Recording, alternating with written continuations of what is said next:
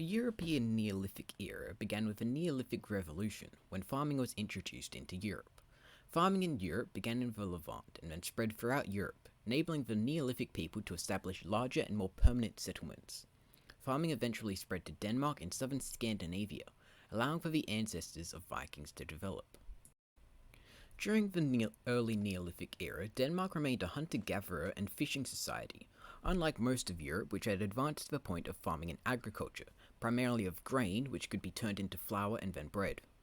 Throughout this time, the Danes remained in consistent communication with the rest of Europe, trading tools and technology, allowing for them to adapt farming and a sedentary lifestyle.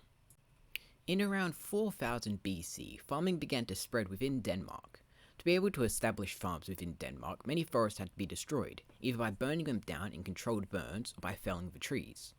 To achieve this task, axes had to be constructed. These axes were made of beautifully polished flint and were likely a sign of great status and wealth. Many axe heads had been found in bogs that would have been lakes at the time. It is believed that these axes were sacrificed into the lake, possibly as part of a ritual in which the upper echelon of a settlement would make a sacrifice on behalf of the entire settlement. The introduction of agriculture and farming to Denmark meant that the people no longer had to constantly move around from place to place looking for food and resources.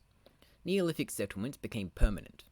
Fishing was still an important food source for the Danes, so these settlements were usually along rivers or lakes, allowing easy access to both fish and water.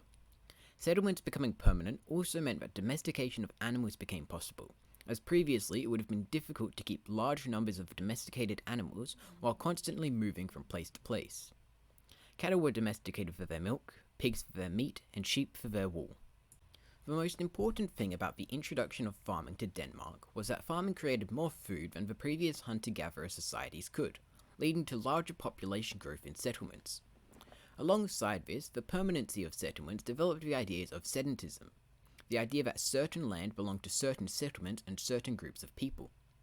This emergence inevitably led to the first proof of warfare in human history. The earliest battle site found is that found in Tauheim, Germany. The site is usually referred to as the Tauheim Death Pit, a very fitting name seeming as it is a mass grave consisting of 34 skeletons, 16 children, 9 men, 7 women, and 2 skeletons of undetermined sex.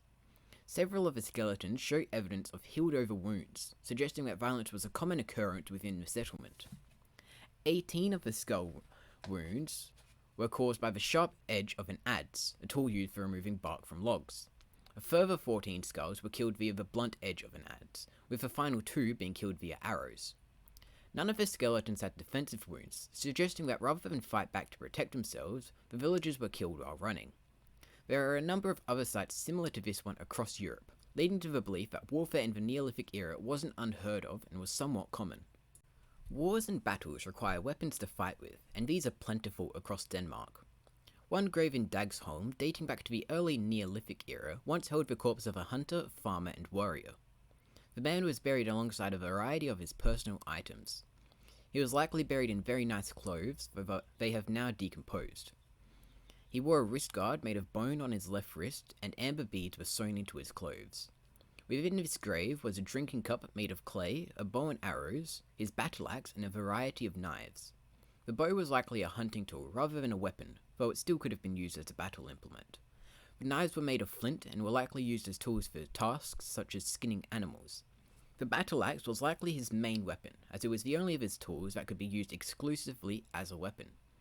While it is called an axe, it is more similar to a hammer than an axe, as it was unsharpened and had no edge. The battle axe was made of greenstone rock, though other battle axes were made of rocks not native to Denmark, the rocks instead originating from Sweden and Norway.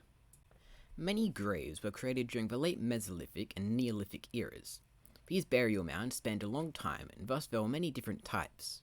In the early Neolithic era, the Neolithic people of Denmark began building burial mounds for the upper echelon of their settlement. These burial mounds were long barrows of earth with a wooden burial mound being buried underneath. The mounds were orientated from east to west, with the eastern end being wider than the west, being constructed with a facade of large posts where rituals would take place. In the mid-Neolithic era, these wooden barrows were replaced with stone dolmens. These dolmens were built of large granite blocks, which were then covered in an earthen mound. The older of these dolmens had smaller chambers and are thought to have only been used for single burials. The later dolmens had an entrance added, and the chamber was enlarged, allowing for multiple bodies to be buried in the same burial mound. The chambers were usually covered with round or oblong earth mounds, which have now eroded away, leaving only the stone parts of the dolmens remaining. During the late Neolithic era, the dolmens were slowly replaced by passage graves that were used throughout the rest of the Neolithic era in Denmark and the early Bronze Age. The graves were proof of highly developed construction technologies for these people. The chambers of the graves are constructed with a narrow passage, allowing for the grave to be visited multiple times. Later in the medieval era, it was widely considered that these graves were proof of giants, believing that they were constructed by the giants. In Danish, these graves are called jættestue, meaning giants' living rooms. The Neolithic Revolution was one of the greatest revolutions in history, leading to the development of city-states and eventually countries.